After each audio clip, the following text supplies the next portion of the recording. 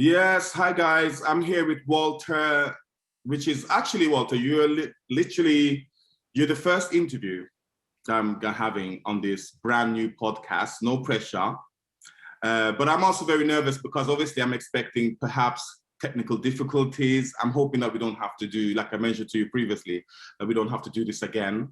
But to just a little, pre-warning. I'm a virgin, untouched, very much. So, guys, this is Walter, and he is a contributor to Kito Diaries, something that I came across on Instagram a couple of years ago. I was just minding my business, as we do, and I saw their profile, and I really didn't know what Kito was or anything. In fact, I had to go and Google it, and I asked some Nigerian friends, like, what is Kito? Like, Kito Diaries. I understand that it has to do something with the LGBTQ and the rest community, but I didn't really fully understand. But I was very interested because for me, Instagram is not about just talking to friends. It's about an opportunity to actually reach out to other people. Every day I talk to people from all over the world. I literally have people that I never met, probably might even never even meet, but I consider them my friends. And I actually talk to people abroad more than I talk to people that live right next to me. So I just wanted to welcome you, Walter, and thank you so much for participating in this first virgin type interview. It's not often you get to be a virgin again. So It's exciting. And I just really wanted to ask you to just tell me about Kito Diaries, your part in it, your contribution, what you do as a contributor, and just, I just want to find out what happened, how's it goes. Where do you want to start? Where do you feel comfortable starting? Tell me, can we start perhaps how it started, if you can tell me? Absolutely. It was in 2014. The anti-gay law, that's the Same-Sex Marriage Prohibition Act, had just been signed into law in January, and then there was all these like tensions around that period. First of all, there was the fear and the anxiety that came from suddenly being made such a national target. Like, of course, before then, we were often targeted by people who who were looking to victimize gay people in Nigeria and extort from them and assault them. But it wasn't such a national thing. It was all just so local, and and then this law was signed, and then there was all these were suddenly a major national conversation, and not in a good way. People were being talked about as abominations, and people were rejoicing, churches were rejoicing, communities were rejoicing, applauding the then president, Goodluck Jonathan, for what he has done for Nigeria. Yeah, good luck to him. Well, he didn't get much of that good luck because, he was trying, that was purely a political maneuver to get him another term in office, which didn't happen anyway. So then that happened. And then, so there was all this anxiety at first, fear that came from suddenly being associated with homosexual identity. And I remember there were a ton of people, there was all this talk about people who were unfriending people on Facebook, trimming their social media connections to gay people. Myself in particular, I remember whenever I would go out in the morning to work, I'd always feel very tense because it felt like I had homosexual written across my face, and anybody could see it and pounce on me. But of course that wore out. And then there were all these pundits and allies who didn't have the I'll call it the luxury of feeling tense about what was going on. And so they had the freedom to speak against the law your Twitter was charged with all these people speaking against the law, condemning it. Then and so that I think that was what sort of like made us sort of feeding into the anger that was in the community. People were getting more angry as opposed to being afraid. And then at the time, a lot of people were I was running like this mainstream blog that was purely for like to storytelling, to majorly my followers on social media. And my friends were sending me stories, and basically engineered to talk about the experience, because in most blogs, most media outlets were always telling, pushing the "we are an abomination" narrative in their updates, in their posts. Like, sorry, do you mean that the people writing the blogs, that's what they're saying regarding sexuality? Yes, the media outlets, the reporters, the general narrative, what seemed to be trending was that Goodluck Jonathan did right by Nigeria against this group of abominations, and this was what Nigerians wanted to hear. So this was what they were telling, and that was very annoying, angering to see, or surrounded by very false narratives, and so I remember around March, I started getting friends who were buzzing me, giving me stories, basically human interest stories. Post this on your blog, let people see, these are narratives about our lives.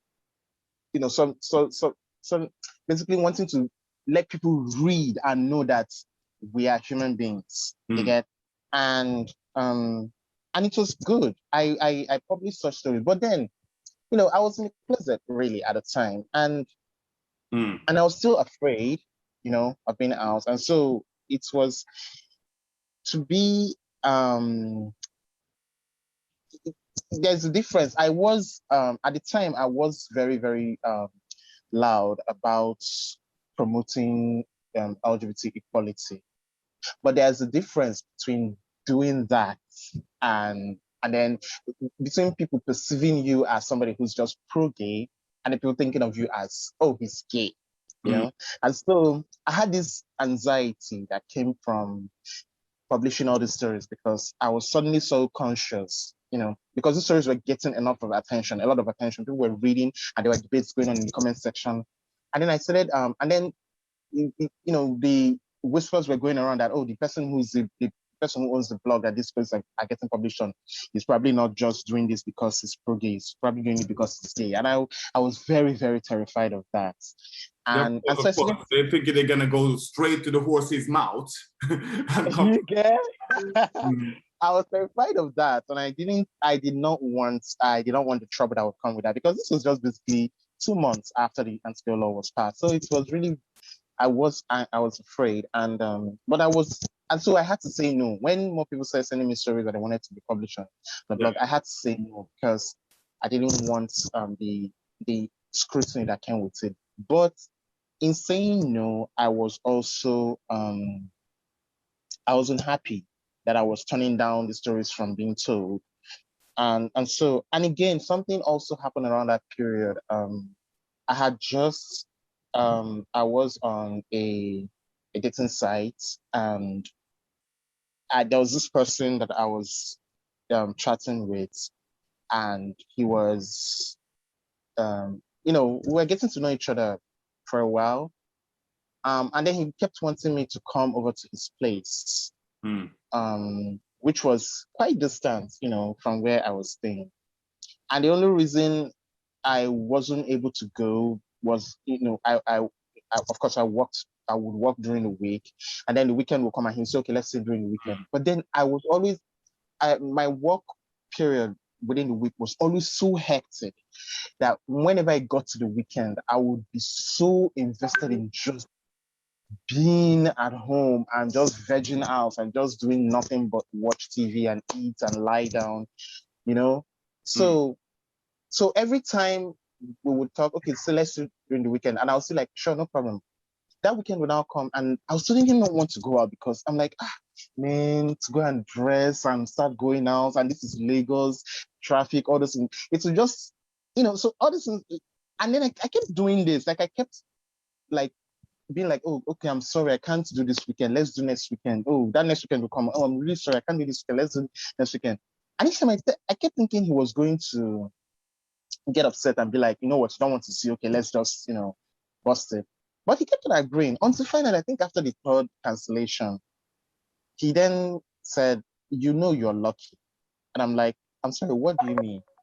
He said, somebody must have told you what was waiting for you or something. I'm like, what do you mean? And he said, well, I am a policeman and I was basically trying to lure you to, my place where we can beat you up and all that stuff. And I'm like, oh, wow. Oh, wow. Like, so he was admitting that he was trying to trap you? Exactly. So why would he admit that? That's so crazy. Like, how come he admitted that? Why do you think? Well, I think, I think he got the impression that I knew. Okay. He got the impression that I knew, and that was why I was playing him. And so he got frustrated by the frequent cancellations and then just said it. And I didn't know. I just didn't want to go because I was too tired to think about going out every weekend. So sorry to interrupt you. Just to get it clear. So you're saying that he was a police officer, right? He said he was, yes. He said he was. So have you, with other stories that you've encountered, had this often been police officers? No.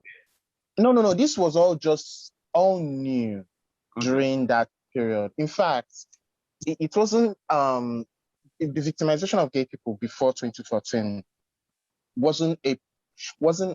these people weren't predominantly on gay apps, dating apps, looking for who to set up. It was all just so new. Like, you could fall into the wrong hands, sure, but it wasn't like a norm to find them in gay apps actively targeting gay people. So, and then certainly police people were not one of them. And so I actually heard about it, but I actually never heard a police officer even now. So that's why I was wondering. I'm not saying it's impossible because it started becoming a thing. That started becoming a thing. It's become very, very. These people, the police people are, currently they're all over the place. Like they're basically as scum as the average homophobic criminals that are targeting us. They're just as scum as they are. They are also in dating apps, in the social media, on Twitter, looking for people, how to entrap people. And so this man confessed to me. And so don't you think that the president's comments set the precedence, so to say? Because I've always find if you live in a society, and we mentioned this before when we're speaking casually, where you have a group of people, no matter who they are, if it's common knowledge in a way that they're unprotected, people automatically start victimizing them. Of course. So when he made that situation he legitimized the violence against it. That's why it wasn't as organized as it is now. Now it's organized. Now they have platforms that they prefer to use. They have methods that they prefer to use because obviously if it worked, they try to do it again. So I think it's like what we spoke to the other day, that when you live in a society that doesn't protect you, the vultures come out. And then in this case, it's the gay people of Nigeria that are victimized because people know they have no protection. Exactly. Like because people to a certain extent protection sometimes. Really, whenever crime wants to happen, whenever criminals want to go out and do their thing, they always have to factor in the police or being caught and what the consequences may be. These are things that help to sort of like, I guess, limit crime in societies. And so then you get a society where this community has no laws protecting them. So of course the crimes are going to run rampant on the community. So this incident happening and the fact that this incident happening made me realize that this is a reality now. This is something that is happening. We have people who are essentially going to be targeting us this ruthlessly. and with this kind of methodic patience. So and so coupled with that, and the fact that there were all these stories that begged to be told, and I couldn't tell it.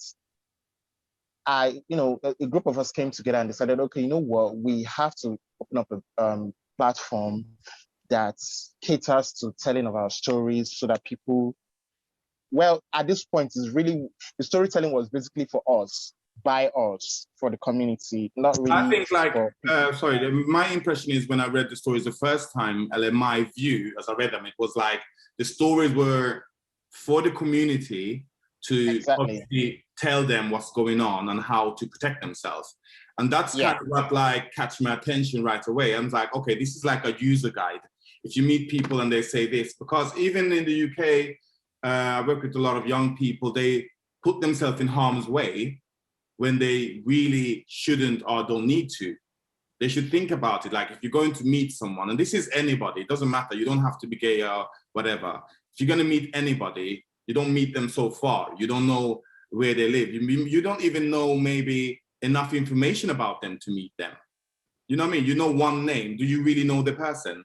Do you know that they're going to be, this is the thing, like, but yeah, back to your saying. I was like, because I feel like it was a good guide. That's what catch my interest. I was like, okay, this is Navigator, because I've never heard about it. And I remember thinking, like, these people are crazy. Are they doing this to people? Because I've grown up in the West, and where it's not really been an issue for people. They have it more like gay magazines, gay awards in Sweden and stuff like that. So I never thought about something like that could even happen to someone. So it's kind of interesting. We had to do that, because there wasn't any protection from the law. Instead, the law was legitimizing the actions taken against us. And so we had to find a way to communicate safety and guidelines for how to keep ourselves safe to our community. And then Kito Diaries, Kito came the name, we talked about the name, but for just like a hot second, and then what would be the name came up immediately, because Kito is a slang that for people who don't know. It's a slang that came up it came up from the gay community. It was something that was used by gay men as a way to communicate. Again, it comes back to the violence that is taken against gay men. Kito is it's a name that was used for this it's like this sandal shoe company that was in Nigeria at the time, and their footwear was, they made footwear called Kito sandals, Kito shoes, stuff like that, and so essentially it's steeped in humor. Actually, it's like saying when you have to go out, you wear your sandals, your Kito sandals, to go out, and so that out implying you've been outed. And so when you are outed, they're saying you so elaborated. Wow. Exactly. Yeah, when you've been outed, it means also you've been outed, and so that means you have been worn Kito sandals. So you've been worn Kito. Yes. And it has this a little known, like, following on the heels of that is this when the outing happens like on a massive scale, maybe your community, your family, your neighbors got to know, then that is really messy. And then they say you've been worn rain boots. So that's basically like rain boots, like this is big, So yeah, it came from that, Kito, and then Diaries, and in April the blog was up and running. I think it sounds like a movie to me, because I don't have a lot of diary movies like Kito Diaries. Don't go out. Come out. Let them drag you out. Come out yourself. Let them be able to. Because I'm always intrigued by, obviously, human engagement, human interaction. Like, I'm always so, like, fascinated. And as I told you before, I have friends that lived in Nigeria. So Nigeria, even though I still yet, I want to go there, I haven't gone there yet. I've always been interested in to see how other Black people live, because I'm grown up in the West, where we are a minority. when in reality, they make you feel like you are a minority, but in reality, we are a majority. We're more than. But in the countries where I live, because I've grown up in Sweden, I was always a minority, and you're always reminded about it, you know? They don't let you forget. They're like, minority, how are the minorities voting? How are the minorities going to school? What is the percentage? And it's so on. So that's why I think I'm so interested in hearing about how other people have it that are also same skin color, but in their own habitat, like in the natural being, because we feel unnatural over here sometimes. We are targeted. But let me see now. Let me see. I'm trying to be a good boy here. I wrote down something. Actually, about that, I'm telling you, do you feel, a little bit stupid question, but I wanted to say it anyway. Do you feel like that what you're doing is important? Do you feel like it has a place and it's vital that this is there? Because I see it almost as a service. What do you say? Yes, absolutely. It is, because in many ways, Kito Diaries is the first of everything that most of everything media related that caters to the gay community in Nigeria. It was the very first, and it's also steeped in the grassroots. It's steeped in the community. It has its foundations very much in the community, and it serves a purpose that no other media forum serves to the community.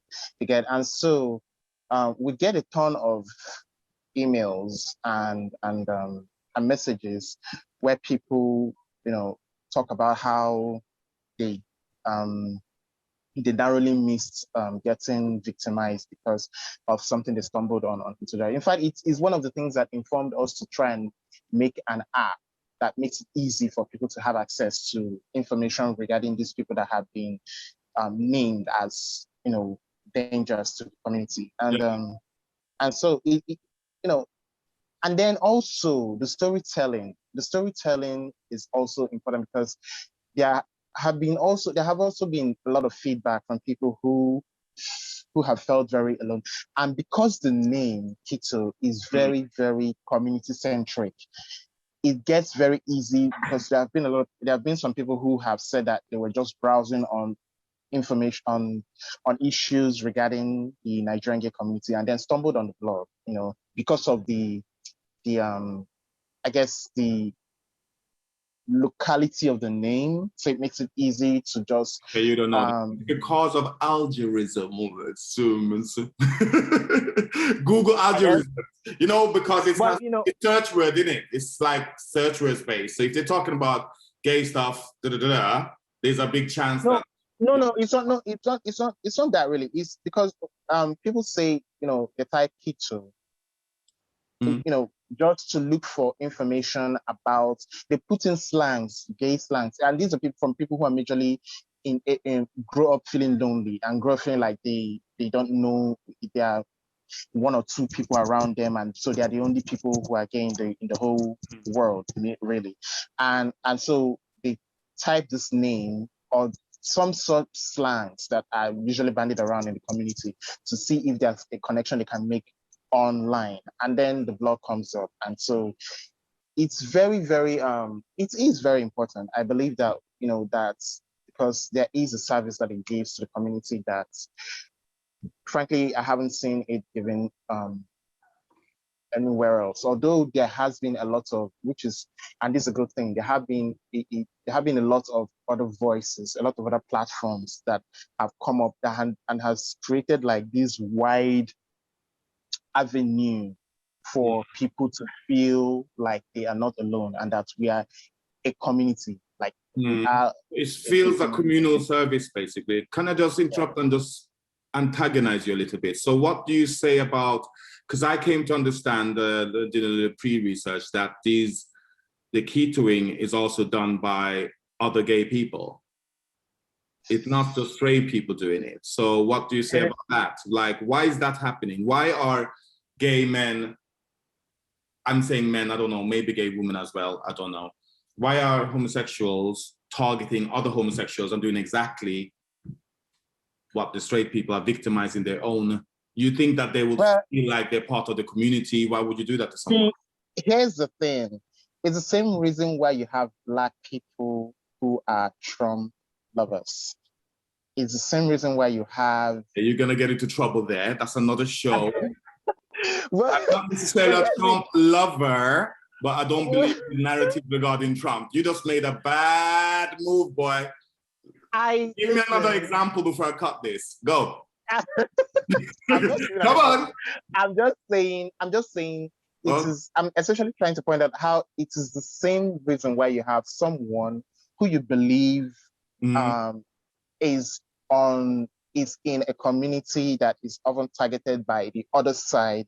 It's the same reason why you find them on the other side as well. You get, so there are many contributing factors to this really. There is the fact that Nigeria is really a very difficult place to live in.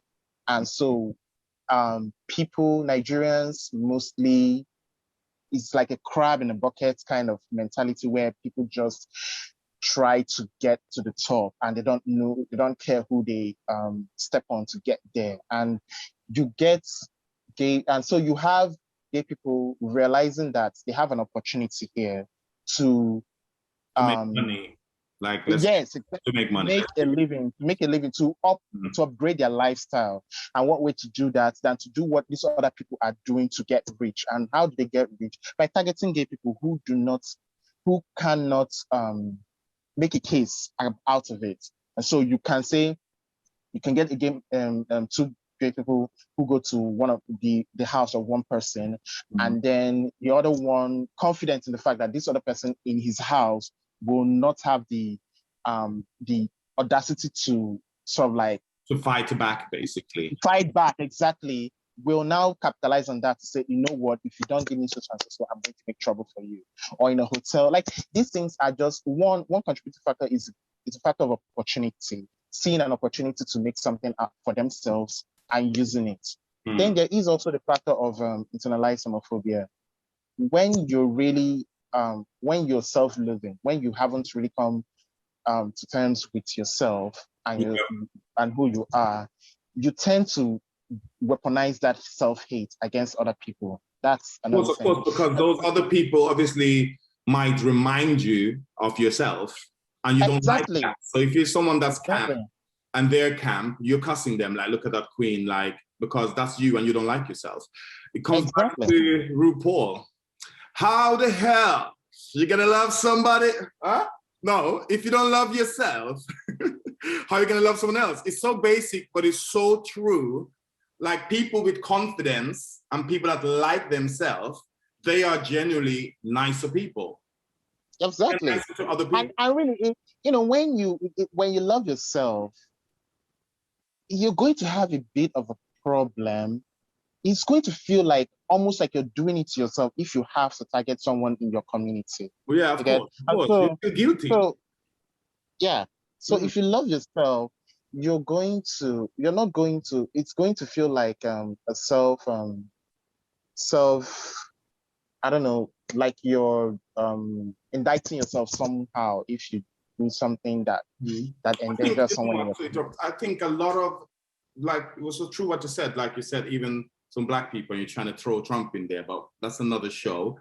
But I think that you're correct in that is so with Black people as well. Sometimes if you are Black and you live in a Western country, you kind of, my experience is like you sometimes choose the white side, the white community and you push away your heritage, you know what I mean? Like anything that kind of reminds you that you're from, say, for example, South Africa, whatever, you kind of frown upon a little bit because you want to be accepted and you want to be part of the community that you live now, which is maybe a whiter community and those things. Because I've encountered friends like that. I've actually recently had a big problem with a friend because I feel like he said to me, and I told him that I feel like he's racially biased, you know, against Black people, even though he's the Blackest person I've ever seen.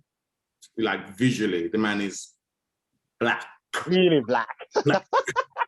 Yeah, like Black. You're not even just Black. Yeah, like an oil slick. Yeah, he black. And we were talking about the Megan thing, because obviously that's been in the news, everybody's talking about it. And he was just like, oh, I don't know if she's telling the truth. Like, I don't know if they're racist. Like, he was literally sitting there disputing in what I see as a black woman or a mixed race woman, saying that he doesn't believe her. He thinks maybe I was shocked. You know, I had to hang up the phone and catch my breath. And then he called me and told me that I was racially biased. And I said the same thing as told a white lady I was talking to yesterday. It's okay. It's normal human behavior to be racially biased to your own group. When you are racially biased to another group, that is the problem. There's nothing wrong with being white and being a little pro-white. You know what I mean? Exactly. It doesn't have to infringe on everybody else. You can still be like, yeah, I like white things, white culture, white people, white food, whatever it is you like. Because I'm very pro-Jamaican. I'm not grown up there, but I feel Jamaican. And people always say, oh, you're Jamaican your way. But I will never disregard that part of me. For me, that's my identity. African, Caribbean, black man. Like, this is my main identity. My gender itself don't really matter to me that much, to be honest. Like, it's the fact that I'm a black. You get me?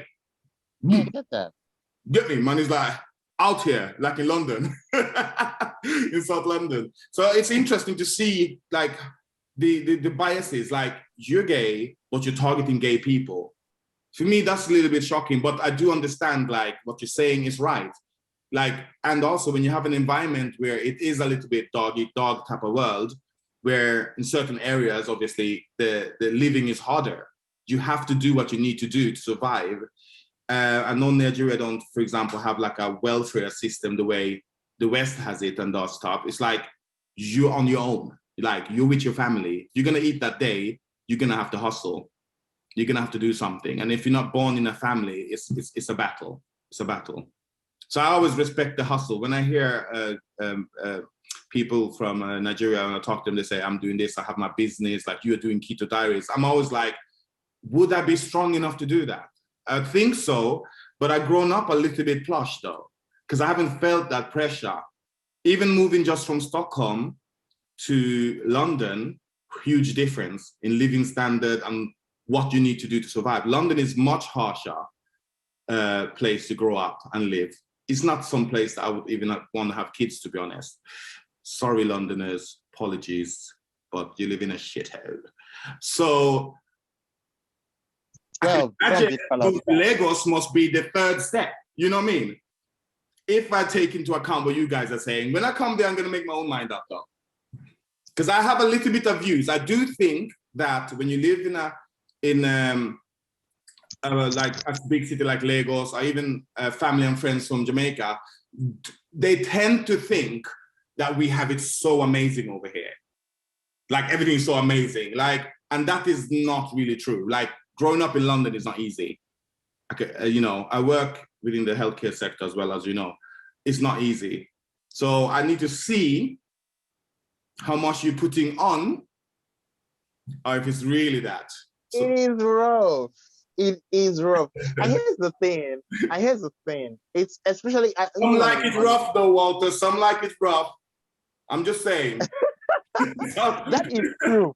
See, that is true. That is true, because, you know, there's this mentality, especially amongst Lagosians, where it feels like the harder it is, the hard nature of the struggle of living in Lagos is sort of like our crowning achievement. It's sort of like the edge, the thing that gives us an edge, you know, the thing that makes us, I don't know, funkier, cooler than people who live in other states. You get? Whereas that's just bullshit, because that's just hard life. I don't know why that kind of hard life is something you should be proud about, but yeah. Yeah, but yeah, it's like London is a place like New York. If you make it in Lagos, they say you can make it anywhere now. Anywhere. Yeah, if you survive Lagos, you are top of the world now. Hey, you go to the UN and just throw your wallet in there like, yo, I made Lagos. Give me some. That is true. That is so, but it is like, Lagos is, for me, like, I've seen both sides, like the beautiful, because let's be honest, talking about money struggle in Nigeria, part of the problem is the distribution of wealth. It's not that there is no wealth. There is wealth. It's not distributed. Exactly. I mean, that's the main problem. That for me is sad when I feel like the government's responsibility in all countries is to look after their citizens. And they do fall short over here too. But in Nigeria, it seems to me like, as a observer, they're really falling short. They're not doing the efforts. They're not developing the infrastructure to help to get young people into work, because you can create jobs. That's what I don't get. You can make jobs. You create, if you do a big road program, say that you said, you know what, we need some new national roads in all of Nigeria. So we're going to build huge roads, blah, blah, blah. That will create jobs in itself and also help. See, Nigeria has, like I said before, Nigeria has a very survivalist mentality. That reach the poor, the middle class. Everybody is looking to get ahead at the expense of the next person. Yeah. And so this works also with the government. They are very, very focused on how to do what they can do for themselves. Yeah. And yet let it appear like they're doing something for the people when they are really not. So it's been like similar for a long time in Nigeria, isn't it? It's been kind of similar, right? It is. It has so it's like, grown up. Again, just like here, we have other problems, but it doesn't matter who's in charge. It's similar. It's like I saw a conversation that was going on somewhere where somebody said there's corruption everywhere. There's corruption everywhere in the world. Absolutely. But the problem with corruption in most places that is different from the way it is in Nigeria is that corruption in other places, people want to know how much they can get away with, while at the same time giving something to the people or to the next person. In Nigeria, corruption is absolute. People are just looking for how to be thoroughly corrupt without considering the person who their corruption affects. So I don't know. Again, I think that's a glorifying of the West. Like, I don't feel like the corruption we have here, they don't care about us. What they're better at doing here is it's like accepted corruption. You understand?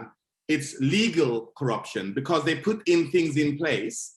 They give themselves in a time, to be honest with you, I don't really watch mainstream news, so I'm not 100% if it happened, but say in the height of pandemic, when people are losing their jobs and everything, our politicians are here giving themselves a raise. They're giving themselves a raise and they have bonuses. I read somewhere that they were missing some billion pounds that went to some research, but they don't know where the money went. In America, yeah, you're laughing. This is the reality. I am laughing because of this. Every crime your politicians make, multiply that by 10, and that's what you get for Nigeria. Hey. That is essentially what I'm trying to say. This is it. I'm becoming a politician in Nigeria from now on. Do you need a governor? I want to be governor for Lagos State now. Can I fake it? Do you think they think I'm Nigerian? They say, what are you doing? I will take all the money. And people are voting them. As I was saying, like, yeah, I mean, honestly, when it comes to the amounts, then yes, I feel like Nigeria might actually lead that situation. But not the impact on human life, though. Like, I think it's similar. Like, our politicians here, the pandemic, I feel, is the best example of politicians really don't give a shit about people. Like, they don't. They do these restrictions knowing full well that it's literally costing life, knowing full well that there is no legal basis for it, knowing full well that there is contradicting research from several sources that says, for example, we don't need to do the lockdown. It's harming more than it's doing good. We don't need masks. And they ignore that for their own political interests and their alliances and Bill Gates money, basically, if I have to be frank with you. I don't want the show to get too much into that, but it's our reality, isn't it? That's where we live. But yeah, if you want money in Nigeria, what you're trying to say to me is I should be a politician. You should, absolutely. You should also be ready to lose your morals when you're I never had any from the beginning. Who said I had any? Walter. Walter! Who told you I had any from the beginning? Hey, Oh my hey, have no morals. Oh my God. So we talked about the importance of Kito because I said I was very impressed. I remember contacting you a long time ago. I was like, wow, this is like really cool. It's really good. Anything to help any people. I'm open-minded. I'm not bound to any group of people. Like we are human beings. And my position in life has always been to be some kind of bridge or be able to talk to anybody. I even don't, even when we talk about racism, I don't cuss racist people unless they're obviously coming in my face and being, vile. But I'm saying that a lot of the time people are racist, for example, they're victims as well. And the gay people that are targeting other gay people, they are victims themselves of that same society. It just expresses and come out in a different way. For us, they're choosing the wrong way because they're doing something to harm their people.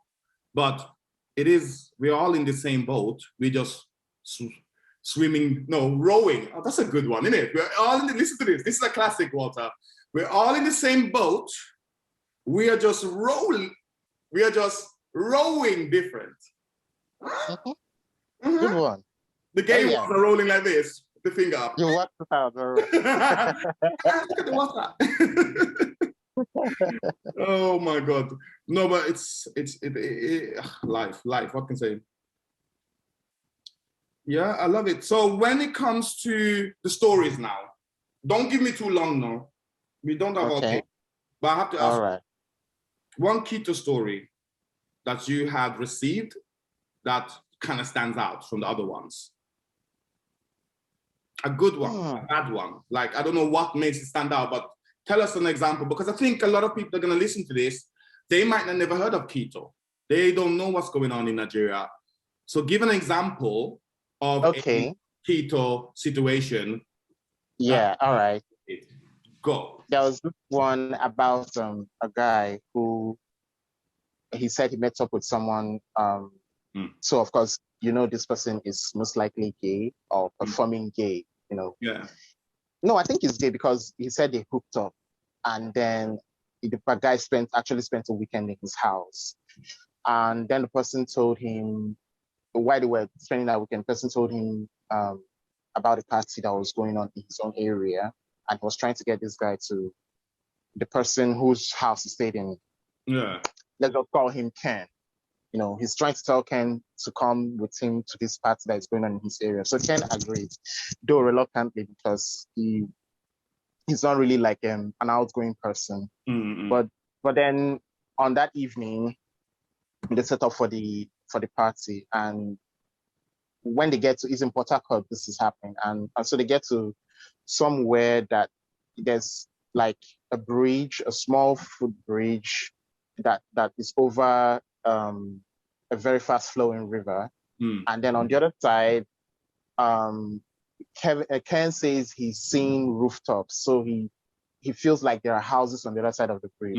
But then as they're walking across the bridge, as they're getting towards close to the end, he now sees that, but in fact, because this is at night, so he didn't notice it at first, but now he's noticing that, but in fact, before you get to those houses, there's like a thick, like the pathway from the other side of the bridge runs through like a thicket, of bushes and stuff like that. And so he suddenly gets alarmed that, okay, what's going on?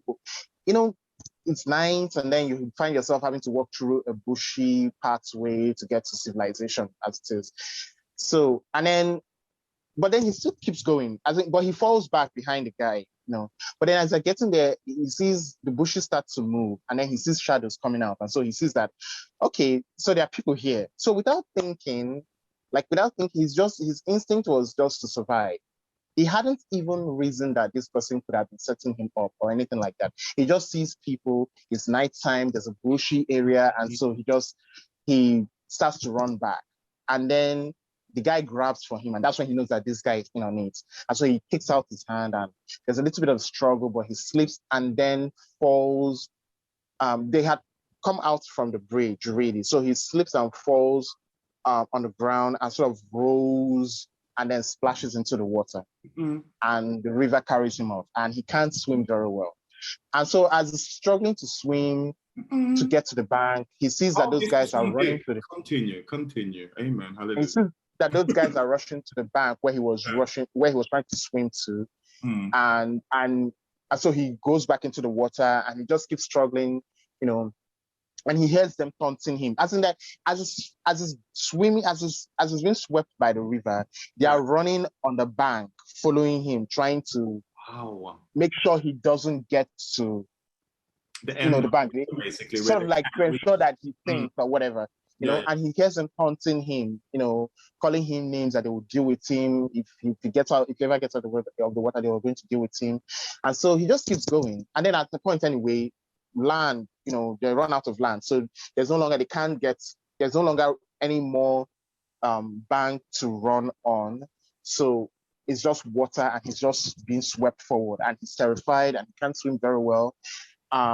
Eventually he does see a fence that fences in someone's property. And so he tries to climb, he catches onto the fence and tries to climb the wall. They see him from the distance where they are, and they're like, oh my God, he's escaping the water. So, and I think, of course, they know who's the property. And so he feels like they run out to go and sort of like find a way to get to that property. And so he climbs into the compound. And then when he lands on the ground, he lands on quicksand. So this is probably somebody's piece of land, but it's uninhabited. The building as an uncompleted building. Yeah. Haven't built nothing on it. Yeah, so the ground, because I suppose because of proximity, I don't know how this geography thing works, but because of proximity of the land to the water, he may have, I don't know, because he said he landed on the ground and it was quicksand because it was drawing his feet in. He was trying to walk through it to get to anywhere. He doesn't know this place. So he sees another fence, that fences in another person's property from this other one where he's in. And he sees that there are lights in there. So he knows that there's somebody living in there. So he tries to get to that fence. I'm very nervous. I just have to say, I'm very nervous about this story. I feel like he's going to jump into some Kito house. Continue. Well, he was lucky. I'm wondering what happened to this boy. Can I just ask you for listeners as well, our viewers, is he still alive? He's alive. Because I don't want no death story. Okay? I don't want no. He was alive to tell the story. Okay, he's alive and well. He lands in the other place, and that is when when he lands there, there's somebody outside taking in the night air, and the person was like, "Oh, who is that?" And so the people occupants of the house run out, and then they see him, and then he's shouting, "He's being robbed! He's being robbed!" They see him. I mean, they see how messed up he is, and so they clean him up. And then he said he needs somebody to escort him to where he can get a cab home. And so like 2 guys follow him, and so immediately they step out, they see those other guys rushing forward. But then when those other guys see him in the company of 2, able-bodied men, they're like, oh, okay. So they fall back. And yeah, that was how he managed to get out of that. Thank God. I was so scared that this was like a Get Out scenario from that movie. You know, that bitch with the tea. You ain't going nowhere. But yeah, that must be traumatizing, Walter. It's terrible because you come to realize that some of these people who target us don't really just want your property or they don't want to dispossess you of anything. They do, but they also want to cost you your life. They also just want you dead. Yeah. There have been stories. I actually have a friend who's been missing for a long time, since I think 2015 or 16. Oh, is he still missing now? Yeah, he's still missing, Basically, he's been, we've written him off as dead. And he went out for a hookup. That was how he got missing. And that was that. So, with everything we know about the situation of these things in Nigeria, he's been, we've presumed him dead. So, and this happens. This happens all the time. They're the ones we know and the ones we don't know about. People go out on these hookups all the time. I mean, just last year, April or so, that actually made national news. Like the people who killed the guy were actually caught burying his body by the people in that community. Yeah. They caught the two of them. They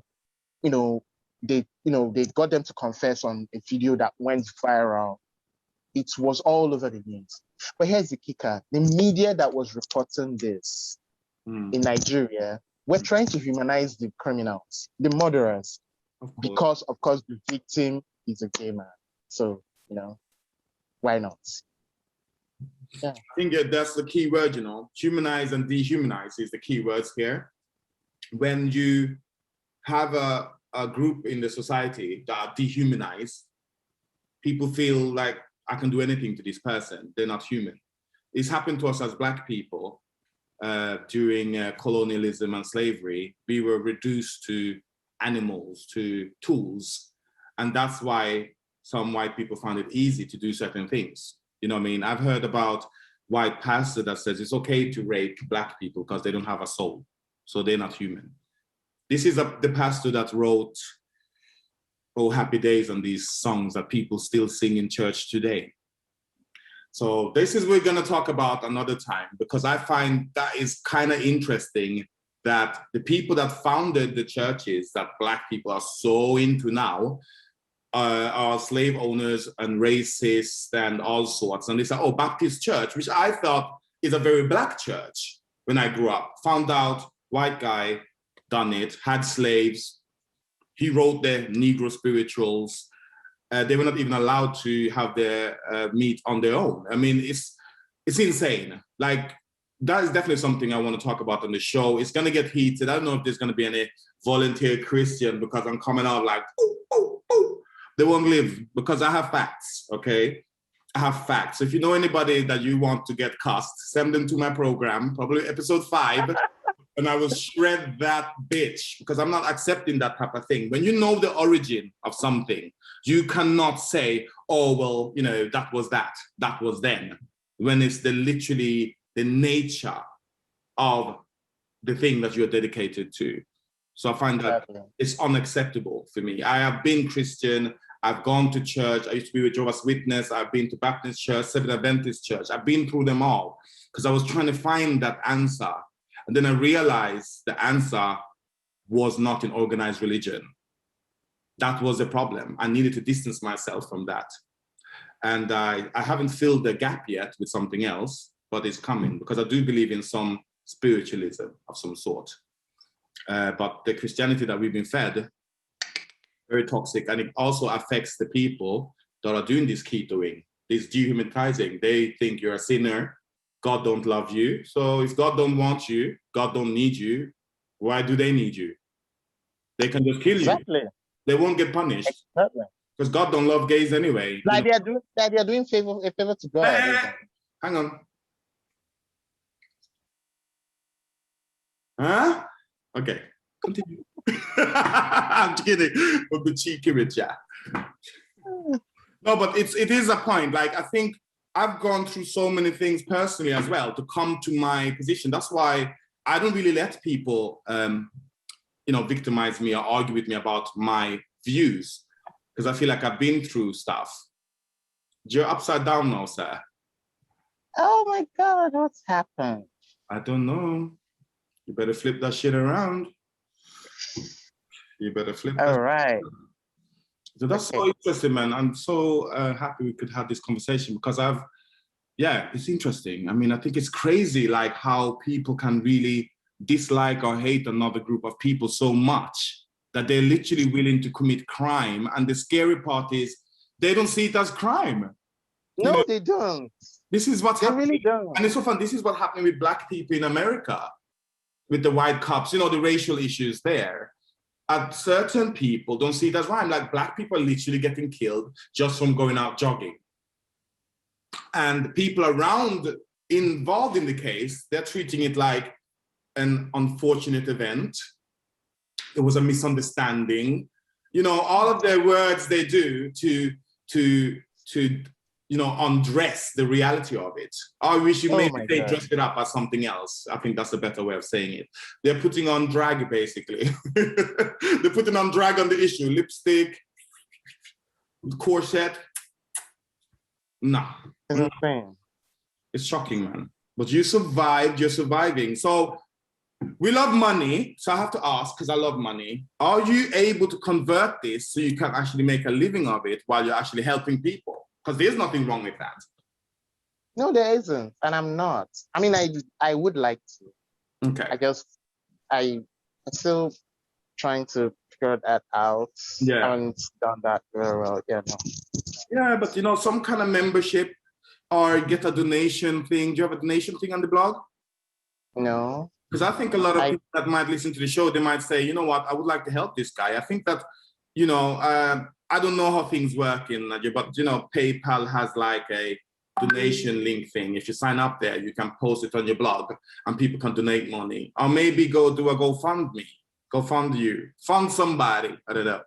You know, stuff like that. You should look into it because I think you're doing such an important job that I would like you to be able to make a living of it so that you can continue doing the good work you're doing. And a couple of years from now, you know, this that you're doing is going to be seen as maybe the turning point, something that galvanizes resistance to how things are now. So you're doing a very important job. Thank you. What happened now? We're out of privacy. No. I am going to. Yeah. I'm going. I guess. I'm going to. Well, what you suggested, I have heard about from someone. Although he just mentioned it, you know, he didn't really go into it. He didn't elaborate on that. Well, when we're talking now, you can always, you know, brainstorm with me. I am a marketing genius. I told you. Okay. But I guess the other guys, you know, that are part of this, now that it's been mentioned again, it's like, okay, so yeah, this is actually a thing. Okay. Because before it came up in the context of a conversation, you know, just talk, like a normal.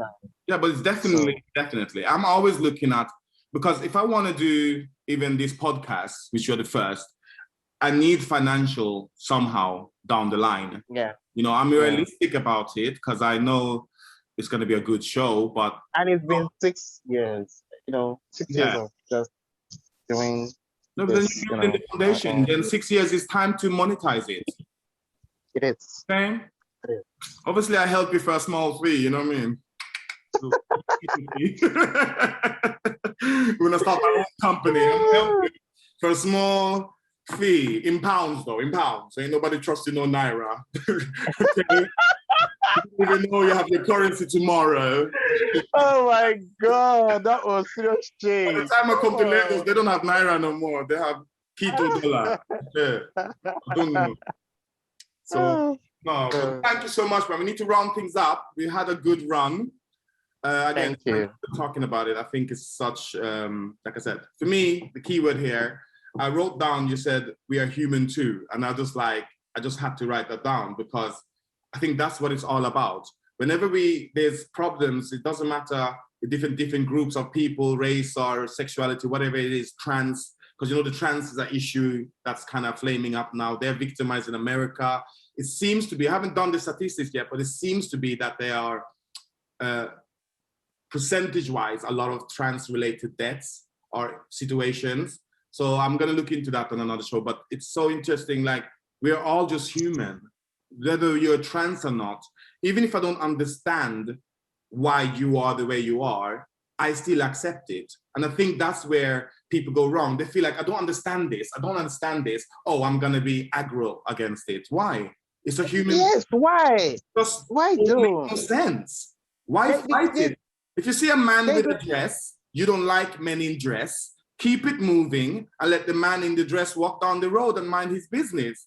I don't understand whenever debates like this break out on Twitter, like especially when Nigerians are busy being homophobes on social media. When Nigerians are busy being homophobes on social media. And then you get people say, I don't support this, or I don't understand what people are doing. And they say it with this No. With this kind of confidence that explains the reason for the violence. Yeah. All it takes is just to say, I don't understand it. And that is reason enough to be violent against. So you don't understand it, therefore you want to be violent. It's so strange. It is strange. It is really. If I don't understand something, my nature is to find out more if I'm interested. Exactly. Yes. Sometimes I don't understand something, but I'm not interested. I just say, I don't understand what they're doing. I don't care. It's none of my business. So, and I move on. Yeah, so it's true. We don't understand. If there's anybody out there that is fastening up themselves in other people's business, you need to come, DM me, and tell me why you like this. Why can't you just let people be who they are, period? You know, I don't even like discussions about sexuality in terms of labels. I use labels as gay, bi, and so on to make it easier in conversation. But my own philosophy is there is no labels. We are human. I think by creating the labels, we are already creating a barrier. And we need a world with, in my opinion, less barriers. So we just need to be human. We don't even need to be man and woman in some topics or some issues. Really, being a man or woman is not relative to the situation. It shouldn't be. It's just something that they created. And unfortunately, historically, you can find a lot of the barriers being put up through colonialism. It is the West that has sometimes, I'm not blaming only them, but I'm saying that they have set up certain structures internationally that are still there. I don't want to go into too much, just another debate, to be honest, because I want to really talk about, how certain things came to be. This whole Kito thing is actually a vital part of it because it is directly tied to Christianity, colonialism, and the attitudes that has developed in countries like Nigeria because of external influences. It's quite, it's deep.